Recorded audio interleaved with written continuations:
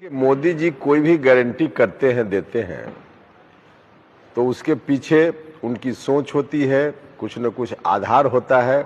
और भाई मोदी जी के अगेंस्ट में खड़ा होना मुंह की बात नहीं है। पवन सिंह ने आग में कूदा है, आप जान लीजिए कि आगे भी खाई पीछे भी खाई।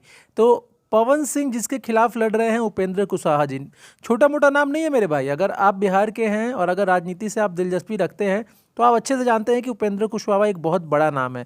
आपको बता दूं कि उपेंद्र कुशवाहा बहुत ही पावरफुल व्यक्ति हैं उस क्षेत्र के, और उनके अगेंस्ट में लड़ेंगे क्योंकि ये एनडीए से लड़ रहे हैं, और एनडीए का जो गठबंधन हुआ है जीतने के बाद वो बीजेपी के साथ ही जाएगा।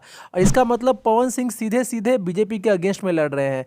और अभी हाल ही में वहाँ पे एक सभा हुआ था काराकाट में, जिसमें कि युवा सम्राट चौधरी पहुंचे थे और उन्होंने नेताजी का बहुत ही हेल्प किया था। तो आपको लगता है पवन सिंह टिक पाएंगे? कमेंट करके मुझे जल्दी बताइए आप।